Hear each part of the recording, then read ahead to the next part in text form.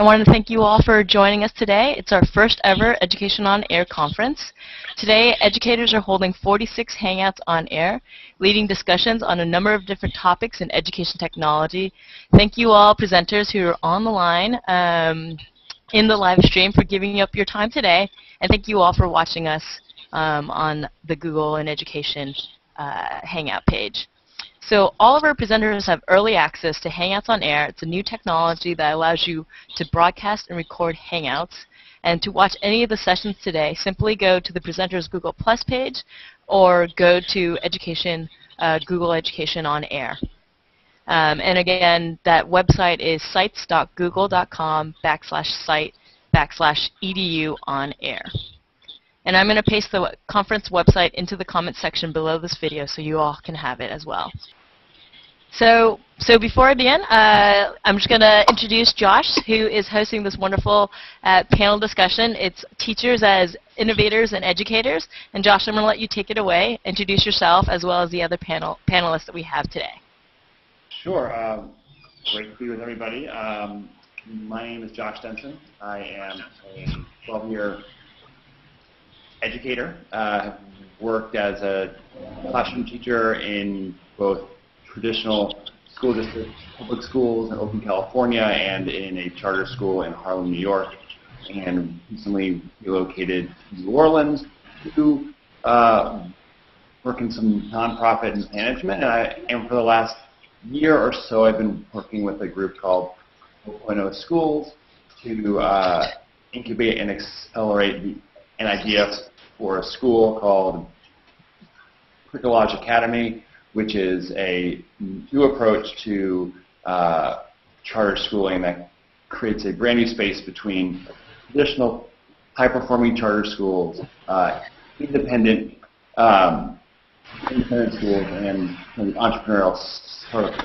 And through 4.0 Schools, which I'll let Brian talk a little bit more about, I got exposed to this whole new world of education entrepreneurship and really started to be introduced to people who consider themselves entrepreneurs and go after it, and some other folks who never thought they were entrepreneurs but then realized through a series of kind of readings, trainings, and other conversations that, yeah, they could take what they've learned in the classroom and become entrepreneurs themselves. So I apologize that I don't actually have the ability to view everybody else in the Hangout, so I'm just going to go on 8. And I'd like to introduce Brian Ordanic and Jess Bielecki. I'm not sure if others have joined, but I'll actually ask Brian and Jess to introduce themselves, a little bit about who they are, and a little bit about what they're up to right now. Jess, you want to go first? Sure. So I'm Jess Bielecki, and I am currently, I joined Teacher America in 2008. I taught first grade and kindergarten here in New Orleans. I currently work as a dean of students and a curriculum coach at a turnaround elementary school here in New Orleans. I worked with 4.0 over the last 6 months, something called the Education Entrepreneur Challenge. That was a joint effort between 4.0, Teacher America, and the Idea Village, and basically we were trying to get teachers to think outside the box and innovate, be disruptive, come up with new ideas that really benefit the work they're doing.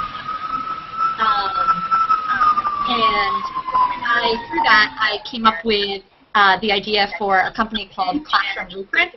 We were trying to get teachers to think outside the box and innovate, be disruptive. Sorry, I'm getting a weird, I'm hearing my voice back at me. Okay. Is that? Can everybody hear me? I'm having a delay in my voice. I gotcha. Okay. All right. Great. Well, then, Classroom Blueprint is an online platform where teachers can share and discover best practices for classroom setup and design. So it's basically allowing teachers to get outside of their own classroom spaces and start conversations around what works for their classrooms, their students, and what works for other classrooms and other students to make the best use of classroom space in terms of pushing student outcomes. So that's me. That's cool. Josh, we also just got Jen. She just joined the chat, so you might want to introduce her. I guess she can introduce herself, or however you want to do that. Brian, why don't you go introduce yourself, and then we'll go to Jen, and then we'll just talk to each other. All right, cool. Brian Mordanek. I was also a Teacher America graduate, and we kind of launched a pilot where we were fortunate enough to work with people like Jess, basically on trying to use experiences that they had within the classroom to kind of innovate and think about things differently. And with that, either launch out for-profits, nonprofits, or ideas for schools based off of the experience that they had on the ground being around serious problems. What we've seen in the marketplace from a for-profit and nonprofit, and Jen can really articulate this best for a company, is that a lot of the things being designed within education are not being designed by people who know what they actually need. I think people like Jess and like Jen are rare examples of those that can be around problems and find innovative solutions to solve that. So when we think about our work, we're really looking for people who can use the experience that they've had, whether it be through Teacher America or just being in communities where products and services are there's a great need for them, and then using that experience to launch out kind of really amazing businesses, nonprofits, advocacy groups, or even schools. And I think with that, I'll turn it over to Jen, because I think her story really articulates kind of a little bit further down the line what we hope people like Jess and others will grow into. So Jen, Thanks, Brian. Who are you, and what do you do? Who am I? That's a good question. So deep, so deep. Not the existential version of that question, but just, She's already. Got it. Well, hello, everyone. My name is Jennifer Medberry. As Josh said, I'm the founder and CEO of an EdTech startup called Kickboard. And like other folks on the call, I, too, was a Teach for America Corps member. I taught in the Mississippi Delta, a very rural community in Arkansas, and through that experience made my way down to New Orleans, where I was a founding teacher at a charter high school here, and parlayed that classroom experience and sort of my firsthand experience with some of the challenges that teachers face into what has become Kickboard. And my background, sort of pre-teaching, was in computer science, software development, and technology, which has always been my first passion. I am, as computer nerd and data nerd as they get. And so that meant that I saw a lot of the challenges in the classroom, both my own and my colleagues, from a technologist's point of view. And in particular, one of the biggest challenges was around collaboration, around data, and really using evidence of student progress to drive a lot of conversations and decisions that happen in a building, because students, their work generates a tremendous amount of classroom data, and there's just no place to organize it, with the exception of old-fashioned tools. So Kickboard has really become what we like to call a classroom relationship management system, CRM, for teachers, and gives teachers the power to just centralize data in one place. And when they sit down to a faculty meeting, they get to open up this one tool that captures everything on a day-to-day, even hourly basis. And for us, we've been really fortunate to launch and grow the startup in New Orleans, which is, in my totally biased opinion, the epicenter of ed reform, and is quickly also becoming a hotbed of innovation on the ed tech side. And in particular, and Jess can speak more to this as well, but in particular, our ventures and other ventures in this city are really focused on using technology to close the achievement gap and really level the playing field for kids. And like Brian said, are much less about shiny new tools and really laser focused on what are actual pain points in the classroom that we should really prioritize solving. Okay, so I actually would love to hear Brian talk a little bit more about that, because one thing that I was struck by, Brian, was that you mentioned that too often in the ed tech space, particularly, there are often great new ideas coming from people who have never been teachers or have never been in the classroom and don't understand, either personally or through some kind of empathetic experience, what it's like to be in that in that position. Can you speak to the importance of empathy in this work and how you've seen that kind of manifest in the teachers or the non-teachers that you've seen as entrepreneurs? Absolutely. Yeah, so Jen is, if we can clone a few more Teach for America computer science people, that'd be really fantastic. But I think it is important to understand that her background and experience is quite rare. And I think a lot of people who are in the EdTech space are people who are coders and developers and designers who are looking at market opportunities. I mean, if we're going to call it like we see it, let's just say EdTech is a very sexy space to play in from a business perspective right now. And I think you see a lot of people who recognize a market opportunity there and are therefore going to use the skill sets that they have to address it, and which is completely different than somebody like Jess or Jen who was in a classroom experience and said it's not about necessarily addressing, she wasn't worried about necessarily throwing together a slick deck and, what her total addressable market was initially. There was just something that when they were both going through their experience that I think stood out to them and they wanted to change and innovate, which is totally, I think, different than saying, I have this skill, this seems like a cool idea, I'm going to do it. The penetration that they're able to get, instead of doing market research, they can go by the water cooler in the morning and talk to other teachers and see if the product that they're designing or the pain point that they're innovating on, is it felt by others? Is this just me? And I think that a lot of times just something as simple as that doesn't happen. And as a result, there are a couple of things, and Jen and I think Jess can probably speak to this as well, is that because the funding scene is the way that it is right now, it doesn't really matter if you're striking a huge pain point, because so many of the traditional financial institutions and venture capitalists and angel investors want to play in ed tech that is, if you design something kind of slick and cool, you can probably get it funded to a certain degree. And as a result, the space gets very crowded with, like we've said, with very shiny toys. And actually, Jen, I'd love to hear your perspective on that as someone who's kind of going through that right now. If I'm full of, well, if I'm pushing, if that's not an accurate statement, or what your thoughts are about that. Yeah, I mean, I think it's tough. One of the reasons why it's challenging and what's happening in New Orleans is so unique is I think the word education and this market more generally is just so broad. Are we talking about early elementary education? Are we talking about informal education, formal education in a classroom? There's now a term called edutainment. I mean, what the heck is that? I am not in the edutainment business. Then there's post-secondary education. There's adult learning. Josh, can you hear me?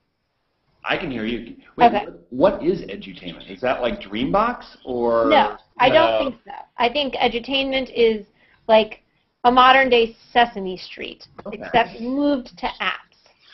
Okay. That's how I define it. It's apps and other like lightweight technologies that are 1 part educational but 5 parts, entertaining. I'm definitely not in the edutainment business, but that when you say education and when people are inventing, the next hot thing, it could just be, Angry Birds for fractions.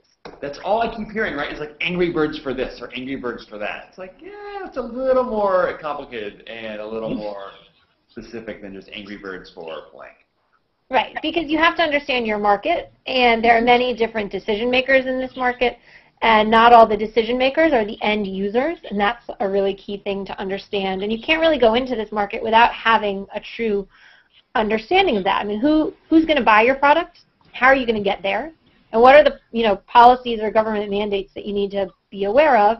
What buckets of funding do they have in order to pay for this product? And then just because they've bought it doesn't actually mean, you can implement it. Who are your end users?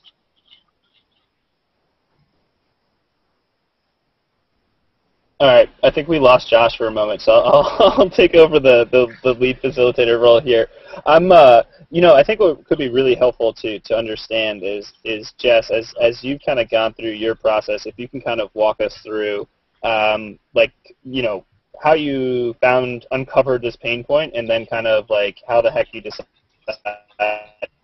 that what you're doing is the best decision to address that pain point. I'd love to hear that story. Sure. So in terms of how I came about this pain point, it was definitely really root it in my own experience in the classroom.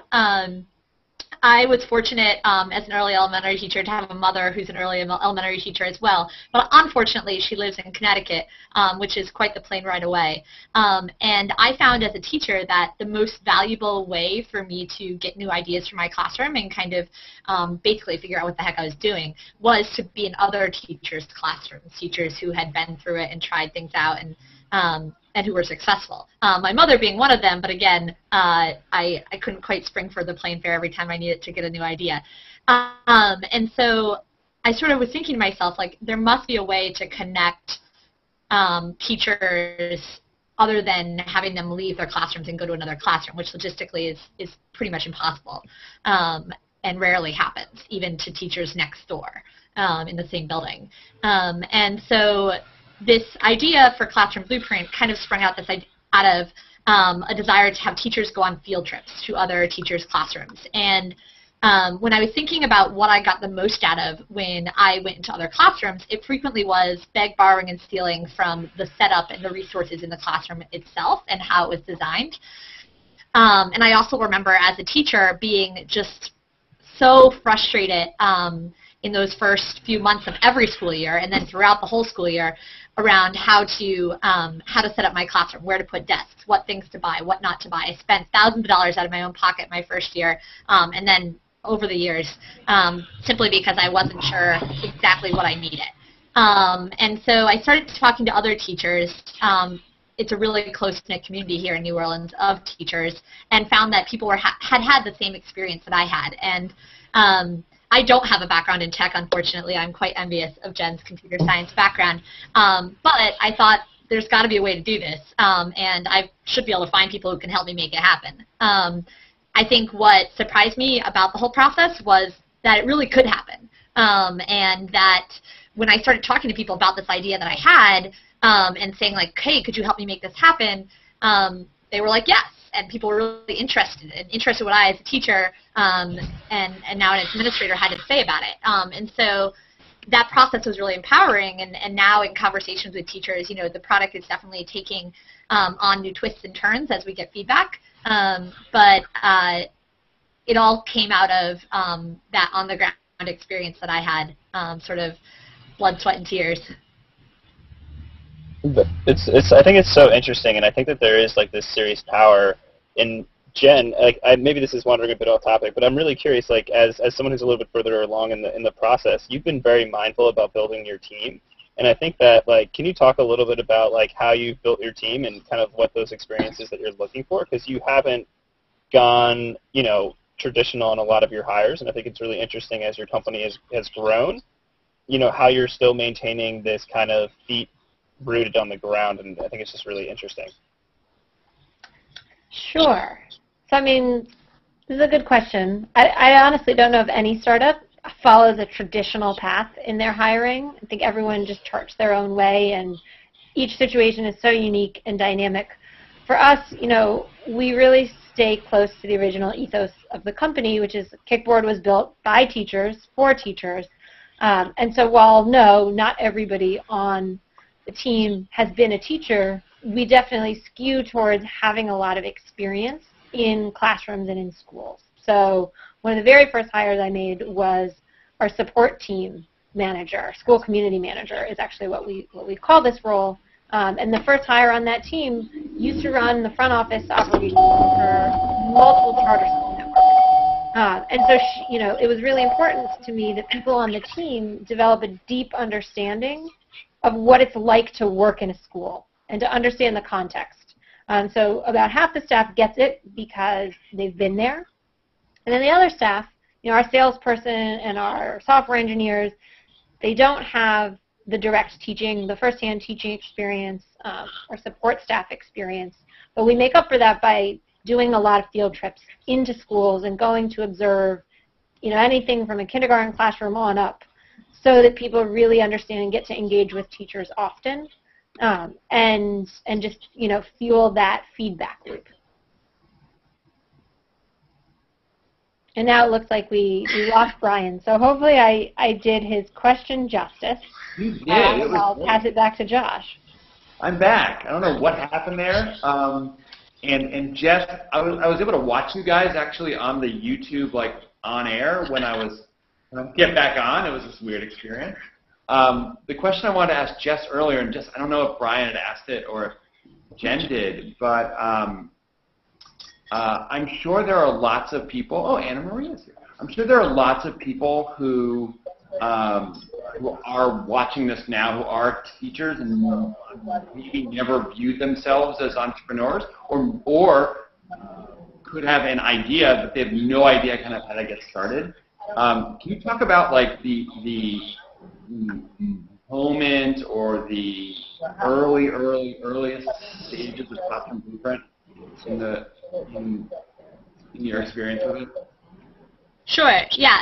So definitely through 4.0, and we had these series of discussions and kind of book clubs where we were just a bunch of educators, most TFA alums, sort of sitting around and learning about ways of thinking as an entrepreneur, and you know, in a lot of ways, not dramatically different from how we think, I think, as educators, because we're kind of problem solvers as well. But I think this idea of taking a very specific pain point and thinking about sort of your user, and your user as teachers, fortunately, it's easy for us, as Jen was saying, like we are more likely to have empathy for our users if we are examples of them.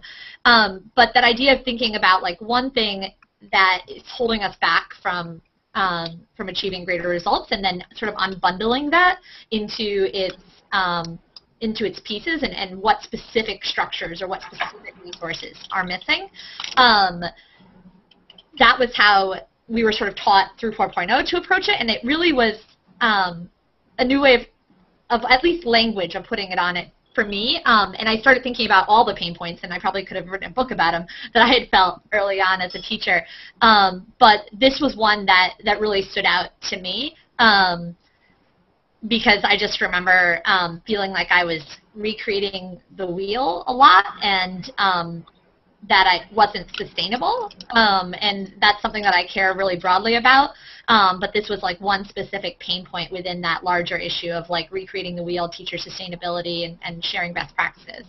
And so in terms of how to, when I originally conceived of this idea, however, it was like a nonprofit, like just like a resource for teachers, and then I sat down with an entrepreneur in residence at Idea Village, and he was like really challenged me to think about it as, you know, to push it as a for-profit venture, and to think about it in a little bit of a different way than I think that I was sort of primed to think about it as a teacher, as kind of a public servant. And that whole process was really interesting to go through. It's okay to make some money, essentially. Yeah. Make money while doing good. And also, yeah, and also just a way of making it a sustainable venture, right? Which I think like is a big plus of having it be a for-profit, one that you know, is in for the long haul. Can I add to that, Josh? No. So, I mean, I think Jess is so right when she talks about it being a sustainable venture. Like, I think we're at the point, not just in ed tech, but just with sort of business more broadly, that there is a generally accepted notion that business is more than just maximizing profits, and businesses do good.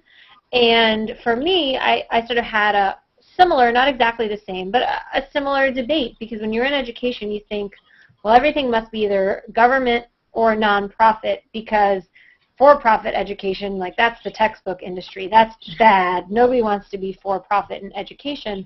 So I sat down and had my own debate. You know, do I go nonprofit and it's just a tool that's funded by, you know, grant-giving agencies, or for-profit? And I also went for-profit because, to me, you know, I'm a true engineer, so I think of things in efficiencies. And it was just ludicrous almost to me that I was going to have to go and prove the value of Kickboard to the end users, and then turn around and have to reconvey that value and sell the funders on it who weren't actually even anywhere close to the users. And that just seemed like a great waste of time to me. And I thought, well, if I can build something that is valuable enough that schools are going to pay for it, that to me is the most sustainable way to run an organization, nonprofit or for-profit. I dig it. Hey Josh, before we continue, should we introduce Anna? Oh, Anna. Yeah, I'm sorry. I can't see. That's right. Something popped up, but I can't view her. So Anna. Hi, how are you? Anna's another teacher entrepreneur. Anna, would you please introduce yourself and tell us a little bit about Dash? Sure. So I am a teacher, like you were saying. Sorry, I was having some technical difficulties. I'm still in the classroom, as you could tell. But basically the idea of Dash is creating a parent relationship manager system, kind of a CRM. And I love the classroom, Jen, that you were speaking earlier. I was able to watch you through the live feed of the classroom relation manager that you were speaking about, Jen. But I guess this is just to manage the relationships between parents and teachers. So the pain point was an idea that one of my colleagues here at my same school, another TFA second year, had, and she was struggling with communicating with parents and maintaining that record. So I had the same struggle, specifically because I teach a lot of students. I teach 176. So every day I would try or attempt to make 15 phone calls, and usually 2 or 3 got done because it would take me forever to get through those. So hoping now that Dash will take over onto that load and allow us to make it more automatic and being able to track that all on your phone. Cool. So Helen, are there questions from the viewers? Because I have some more, but I don't want to totally dominate the question asking. Right now, a lot of them are just discussing these startups that you guys are all have created, and so right now there's no questions in the comments. So why don't you keep going, and when I see more coming up, I will pose them. So I'll tell you one thing. So from the 4 of us who are here, right? Me, Jen, Jess, and Anna. In all of our cases, including me as the kind of school founder that I'm trying to be, we're actually all trying to solve our own problems. I think that's wild, right? So often, right? Is this as you all know, Bricolage Academy really began as an answer to the question of where do I want to send my own kids to school? I'm not thrilled with with any school that I could send my kids to in New Orleans. If the school I want doesn't exist, I should just create it. So I was I'm kind of trying to address my own personal pain point, right? At least at the beginning. Is there something to that? Is there something to the idea of, yeah, finding a pain point is good, but actually addressing your own pain point is, it could be even better, or are there dangers in that? I'm maybe taking your question in another route, but and alluding to what Jen had said earlier, I feel that, at least for me, most of the systems that I have here at school are not really addressing my needs, are not really addressing the user needs. The example is my gradebook. It really addresses the needs of my administrators because they need to report to a state, and that's what it does. So I'm left with not a really good tool that I could use in my classroom for data tracking, for phone calls, for many things. So then therefore I feel that's why we are taking kind of, the force and deciding to come up with our own solutions to those pain points, because the user is not necessarily the #1 most important thing at the end of all of the educational tools that we have out there. I don't know if I took your question another way. No, I'm not a radio host. I don't even know how to ask a question. I have another question related to that, though, and Jen, I think you could probably speak to this. So if what Anna just said, right, like a gradebook, for instance, in her view, it was designed to meet the needs of her administration, and I'm sure that's not the only tool that teachers use where they feel like this isn't really helping me, it's more so that other people, kids, parents, administration, whomever, know what's happening. if that's the case, if you're trying to address the pain point of a teacher, do you have to sell to teachers? Like, do you have to sell to the person whose pain point you're trying to address? So I would argue you don't have to. It needs to be part of the sales process, but I don't think the teacher needs to be the buyer. And I think what we've seen, not in this Hangout, but there are hordes of other entrepreneurs that are sort of pioneering the freemium business model in EdTech and building really lightweight tools that they are giving away to teachers in hopes that really teachers jump on board with them, start using them, for free, and then champion the product, school-wide or district-wide. Like Edmodo is a great example of a company that's really pioneered that concept in the EdTech space.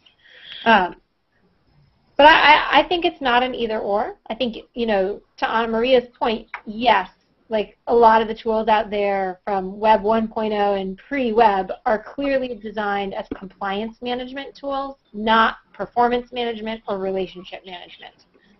And so they really see teachers as the data input people, but not those who benefit from the information. And so I think you can change that paradigm. We've taken the approach at Kickboard by thinking that, this needs to be immediately valuable to teachers so that once they input information, it then turns right back around and is presented to them in really actionable charts and graphs and dashboards. But then those dashboards are also designed to be equally relevant and important for the school leader or whomever is actually the decision maker and the purchaser at the school or the district or the charter management organization. So I think you can kill two birds with one stone. You just have to be very thoughtful, very intentional about it. Totally. One thing that we've thought about with Classroom Blueprint is we are marketing directly to teachers initially. It's free to use for teachers to use the product and to upload content or to browse and discover content. But we kind of see at first, working with teachers as our user, but then once we gather a lot of information from teachers and once we sort of become the go-to place for classroom space and design, then actually scaling up to districts and to schools and saying, look, we have this awesome data source around what teachers want for their classrooms and how they set up their classrooms, and so here's what we think you should buy for your teachers at your school or at your district. So kind of starting at the base level, the ground level, and then building up once we've sort of established ourselves as a sort of an authority, as something teachers need and want, and bringing that information to make it easier for districts to make those decisions that then go down and affect teachers. So, sorry to interrupt. We actually have a lot of questions coming in on the comments, so I'm going to pose a couple of them, and I think we have about 10 more minutes. So we'll try to get through as many questions as we can. The first question is from John Samuel, and his question is, after you started your company and launched the services, how did you get the word out to schools, and who have you found as the right person to contact at the schools? So I don't know. I think this is all Jen at this point. I'm the only one with paying customers so far. So I built the product. We spent a year in sort of, closed beta, really research and development, and that was in a strong partnership with 3 schools in New Orleans. So for us, we built relationships with the principals, with the lead teachers, with the instructional coaches in the building, and once we had, our sort of beta partners, they were our sort of first salespeople, to be quite honest. Schools then, introduced us to other schools, both here in New Orleans, but across the country, because school leaders are much more closely networked than you would imagine, and they all talk to each other, and they all want to know what the other school leader is using in their system. I mean, it's like quite remarkable to have. We had last year 15 schools in New Orleans that were using us all through word of mouth. This year that jumped to 70 before I even hired a full-time salesperson, and it happened because a school leader would take their teachers on a school tour of some of the New Orleans charter schools. And they'd go to one and they'd see Kickboard in use there. And then they'd go to another one the next day and see Kickboard in use there. And people would be raving about the product. They'd go back to Indianapolis. I'd get a phone call and they'd say, we want Kickboard here too. I mean, like that really happened. So I think starting out, you should never underestimate the power of word of mouth and just building strong relationships. And one of our core values is this idea that we're in it together, both internally as a Kickboard team, but also externally, we see ourselves as partners to our schools. So that means that when a school writes to us and says, we're applying for this innovative school award and we want to win for our whole state, will you help us with our application and write us a letter of endorsement? We're like, heck yeah, we'll do that, and then we'll celebrate when they win. So to just do that, you might not be able to quantify the value of those partnerships from the beginning, but they end up being quite invaluable. Great, and to follow up on that, another question from Tamara is around how are you continuing to build a staff culture that's infused with classrooms and teachers and on-the-ground needs, particularly as you scale out your organization? Anna or Jess, do you want to offer any thoughts, or do you want me to take this one?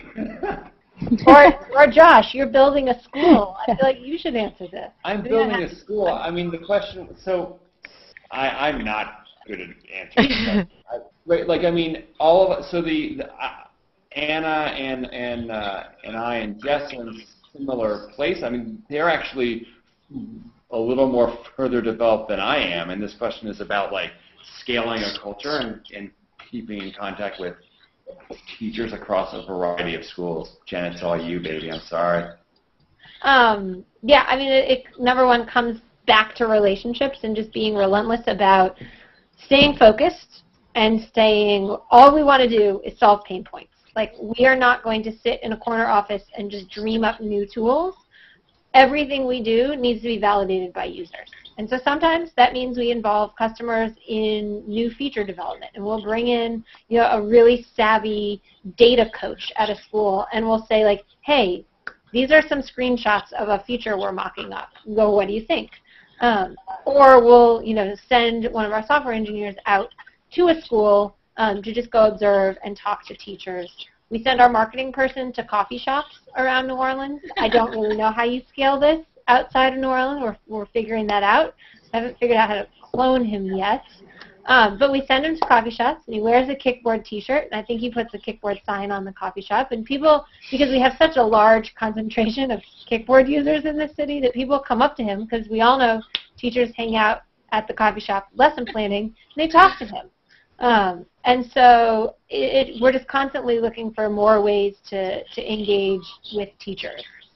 It's definitely something that I've thought about. So I just decided to work full-time next year on Classroom Blueprint, and I think, like, it's taking that experience, which was really useful to you as a teacher, right? And you're so glad that you had to be an entrepreneur. Like, it's so valuable that you were a teacher, but at a certain point, to really scale up your venture, you need to actually commit a lot more time to it than you can if you're still a teacher or still working in schools. And so I think it's like, right, it is this tricky thing where you want to maintain that closeness, but you also need time to actually build it out. And so that's something that I'm thinking through a lot right now, is how to maintain that closeness. And I think what Jen said about relationships is totally right. And it is one of the reasons why I'm also biased. I think New Orleans is a fabulous place to be doing this, because it is a really close-knit community, and you are able to leverage relationships to kind of get at users more easily than I imagine in some places, although I think that there's no reason that the same culture that's been developed here couldn't be developed in other places. All right, so I've got one more question, and this is kind of all of you. Alec Cairns is asking, all of you are TFA alums. Did TFA provide much of a venue for you to think about these ventures? Do you use their network to help? I'm not a TFA alum yet, so this is still my second year. Part of the network. So I'm still doing TFA and kind of coming to a closure here and testing weeks and so on. But TFA, we started through the entrepreneurship cohort that Brian and Katie led. So it was a space provided for us to come up with a pain point and come up with a solution that could become a product. So we were coached through 2-3 months, books, conversations, Wednesdays, late nights, and it was just actually together with Jess. We had the opportunity to go to New York City Startup Weekend and share our product and actually gather a team so that we could develop it. So TFA has been extremely helpful in every single way. That's so interesting because if I were to go back to my second year in the Corps, entrepreneurship would have been the last thing on Teach for America's mind. So this is way back in 2002. So I think it's a testament to that organization's ability to kind of grow, develop, and listen to its own users over time, right? Like there was something in the air here in Teach for America's local office in Greater New Orleans that they heard and responded to. All right, so sorry to do this. I hate to end this lovely conversation in it, and hopefully more of these conversations and hangouts can occur. But I wanted to thank everybody, all you speakers that have joined us today. Thank you for joining us on our first Education on Air. And I think Josh wants to say one last closing word. Yeah. No, I just want to give everybody who's still here an opportunity just to plug their websites so that people who want more information on them can go and find them out. Actually, Josh, what we've been doing is posting this in the comments. So if you guys, you do that? Oh, so you guys can all post on the comments. That way, the people can click through, and also do this on the YouTube. That way, you guys can share your website and get people excited and share the knowledge of your organization. But I don't know if anybody has any other closing words, but I did want to thank you all for joining us today. This is really exciting to kind of host our first Google EDU conference. And thank you everybody who's been watching us on the live stream. And I believe this broadcast is on YouTube now, and it'll be available on the Google Education page for future reference. Great, thank you. Thanks so much. Cool. Thanks guys.